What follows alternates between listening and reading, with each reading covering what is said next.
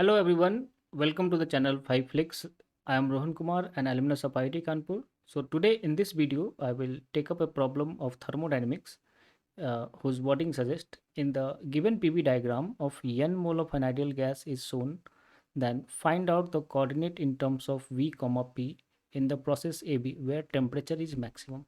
So basically there is a path AB which is a straight line as shown in the figure, and we have to find out in the process A to B where the temperature is maximum. So to solve this type of problem, the conventional approach suggests that we will first of all write down the equation of AB. So here it is given in the terms of P and V. तो पहले हम क्या करें, P और V के terms में ये straight line का इक्वेशन लिख लेते हैं.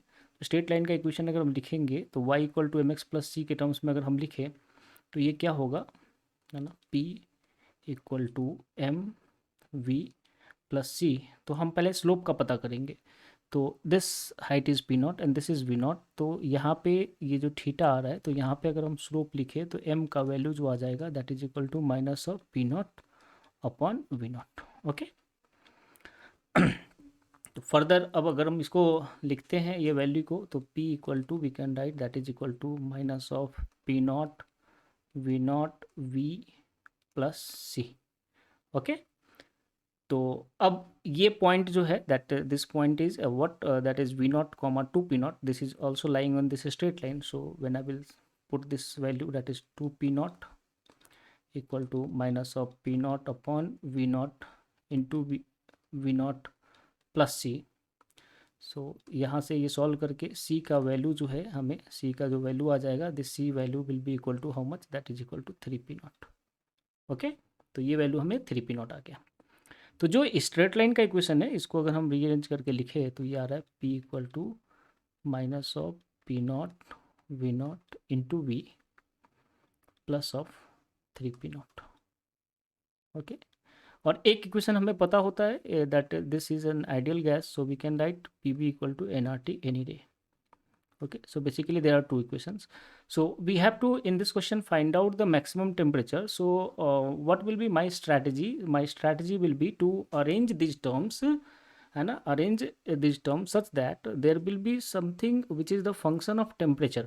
तो हमें टेम्परेचर जो है ना, टेम्परेचर के टर्म्स में बाकी किसी एक का फंक्शन बना देना है. तो जैसे यहाँ पे हमको P दिया हुआ है ना, ये P दिया हुआ है, तो हम क्या करें कि P का वैल्यू यहाँ पे सजेस्ट कर दे. तो मैं लिख सकता हूँ कि T equal to one upon n r into v, और P को अगर मैं ये लिखूँ minus of P naught upon we naught we plus of three P naught. Okay.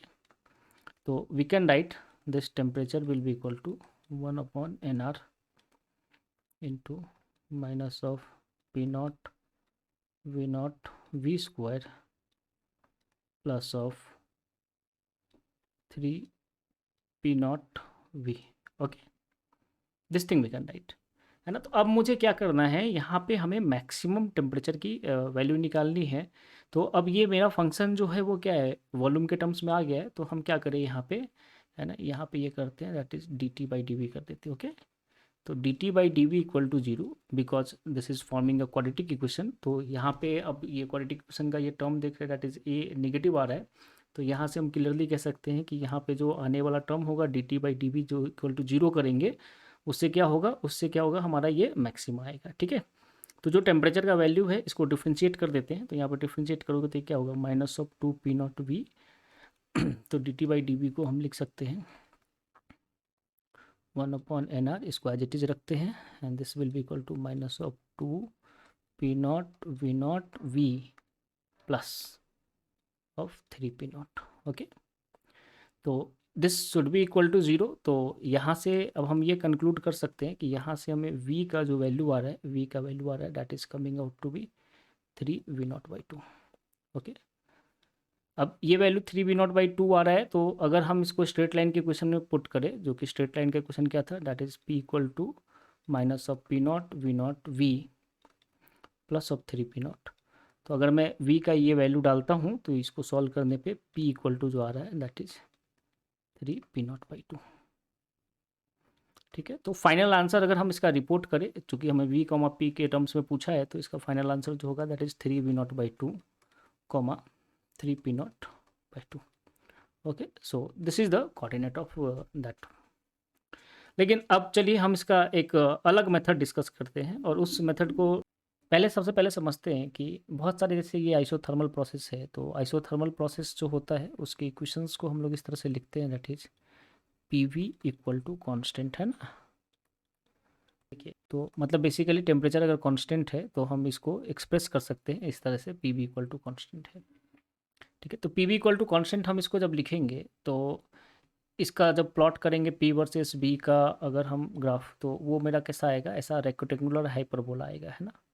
और जो हमारा AB प्रोसेस दिया हुआ था, वो AB प्रोसेस क्या था, वो एक स्ट्रेट लाइन प्रोसेस था, राइट, है ना. तो AB प्रोसेस जो था मेरा स्ट्रेट लाइन प्रोसेस था. तो अगर जैसे मैं कहूँ कि कोई स्ट्रेट लाइन प्रोसेस है ये, है ना, वो AB प्रोसेस ये ले लेते हैं. चलिए, ठीक है. तो अब आप देखिए कि अगर आप देखेंगे इस कर्व पे, जैसे ये AB प्रोसेस, ये ग्रीन लाइन जो है AB प्रोसेस को बता रहा है, तो ये रेक्टेंगुलर हाइपरबोला इस AB प्रोसेस को 2 बार कट करता है, ये 2 बार कट करता है, ये 2 बार कट करता है. और जैसे जैसे हम टेम्परेचर इंक्रीज करेंगे, ये हाइपरबोला क्या होगा, आगे की तरफ, ऊपर की तरफ ऐसे ऐसे शिफ्ट होता जाता है, राइट. तो अगर ये रेक्टेंगुलर हाइपरबोला 2 बार कट कर रहा है ना, और ऊपर की तरफ जैसे जैसे बढ़ते जाएंगे, तो मैं ऐसा कहूँ कि जो वन सॉल्यूशन प्रोवाइड करे, है ना, मतलब जो स्ट्रेट लाइन और हाइपरबोला के साथ वन सॉल्यूशन प्रोवाइड करे, है ना, वहीं पे क्या होगा, आपको मैक्सिमम टेम्परेचर होगा, है ना. जैसे अब इस हाइपरबोला पे टेम्परेचर तो ज़्यादा है, बट ये स्ट्रेट लाइन पे नहीं लाई कर रहा है ना, तो हम ये नहीं कह सकते कि स्ट्रेट लाइन पे मैक्सिमम टेम्परेचर वाला पॉइंट यही होगा. तो मैक्सिमम टेम्परेचर वाला पॉइंट कौन सा होगा, जहाँ पे वो स्ट्रेट लाइन जो हो, क्या हो, वो टेंजेंट हो तभी वन सॉल्यूशन होगा, टेंजेंट टू द हाइपरबोला. तो लेट्स से, जैसे मैंने उस पॉइंट को, है ना, इस पॉइंट को मैंने कहा कि ये V dash comma P dash ये पॉइंट है ना, जो कि, है ना, वो हाइपरबोला और स्ट्रेट लाइन दोनों पे लाई कर रहा है. ठीक है, तो यहाँ से मैं कह सकता हूँ कि V डैश और P डैश पॉइंट पे, है ना, जो इसका स्लोप होगा, that is the slope of straight line as well as slope of tangent to this rectangular hyperbola, this both should be equal. तो मैं ये कह सकता हूँ कि स्लोप ऑफ रेक्टेंगुलर हाइपरबोला, है ना, slope of this rectangular hyperbola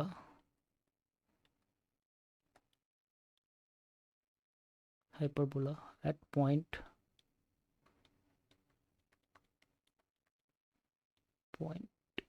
V dash comma P dash, है ना, will be equal to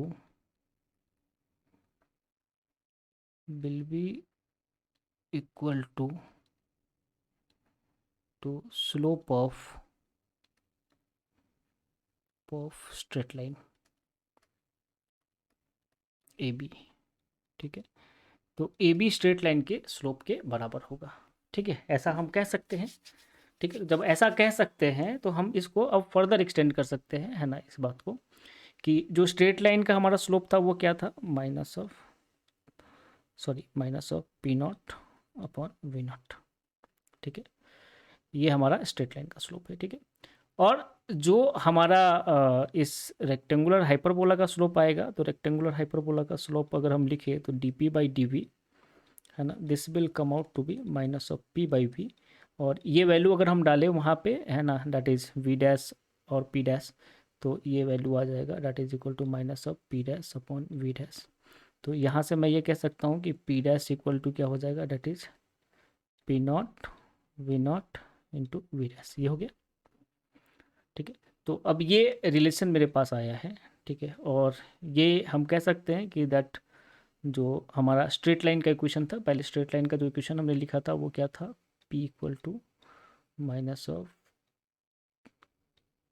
P0 V0 P plus 3P0, ये आया था, है ना. तो अगर मैं इसको थोड़ा सा अरेंज करके लिख लूँ तो ऐसा लिख सकता हूँ V/3V0, है ना. क्यों ऐसा अरेंज कर रहा हूँ, इसका रीज़न भी मैं बताऊँगा. देखिए, ऐसा है ना, क्योंकि मैंने इसको इंटरसेप्ट फॉर्म में लिख लिया है, ये इसका y इंटरसेप्ट है और ये इसका x इंटरसेप्ट है. तो यहाँ पे अगर मैं इस स्ट्रेट लाइन पे देखूँ तो स्ट्रेट लाइन पे ये v dash comma p dash point भी लाई करेगा, तो मैं ये वैल्यू सब्स्टिट्यूट करता हूँ तो ये क्या हो जाएगा, p dash upon 3P0 plus v dash upon 3v0 equal to 1, ठीक है। और यहाँ से ये पी डैश की वैल्यू इस पर सब्सिट्यूट कर दीजिए, है ना। तो पी डैश की वैल्यू अगर हम इस पर सब्सिट्यूट करेंगे तो ये देखिए क्या आएगा, है ना। ठीक है, पी डैश इक्वल टू क्या है, that is, we can write that value of that is p dash upon p naught 3 p naught plus v dash upon 3 v naught equal to 1 है। और वहाँ से हमको जो p डैश का value आया है वो p डैश का वैल्यू क्या आया है, that is plus of p not v not into v dash, ठीक है। तो ये वैल्यू यहाँ पे सब्सिट्यूट करते हैं तो ये क्या आ जाएगा, this one will come out to be p naught upon 3 p not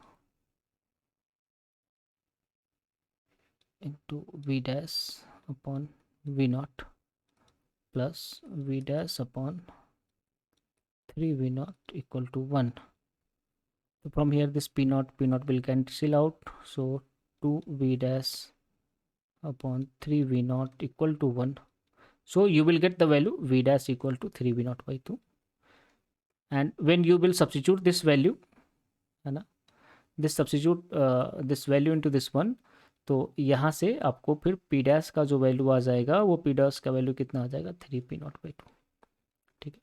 तो एक इसमें सबसे अच्छा नोटिस करने वाला जो बात है ना, वो आप देखिए, वो ये है कि जैसे मैं कहता हूँ कि ये स्ट्रेट लाइन है ना, तो इसके जो इंटरसेप्ट बन रहे हैं, है ना, तो इस स्ट्रेट लाइन पे जो मैक्सिमम टेम्परेचर आएगा, है ना, तो जो भी इसका इंटरसेप्ट है, जैसे यहाँ पे ये इंटरसेप्ट पीसी बनता है और ये वीसी बनता है, तो मैक्सिमम टेम्परेचर जो होगा उसका कोऑर्डिनेट हम लिखेंगे vc/2 pc/2, ठीक है। तो ये इसका ठग लाइफ सोल्यूशन है कि एक लाइन में अगर आप चाहो तो मेमोराइज कर सकते हो, है ना। जेईई मेन में कई बार पूछे जाते हैं इस तरह के क्वेश्चन, तो आप डायरेक्टली इसका आंसर कर सकते हो। और मेथड 2 जो है ये इम्प्रेसिव मेथड है, हालांकि इसमें थोड़ा लेंदी लग रहा है, but I will take one more problem in the next video which has been ask in JEE regarding की where the direction of heat will change, है ना। I will solve this by this straight line method, है ना। So thank you very much and do subscribe to my channel 5flix, है ना। शुक्रिया, मिलते हैं अगले वीडियो में।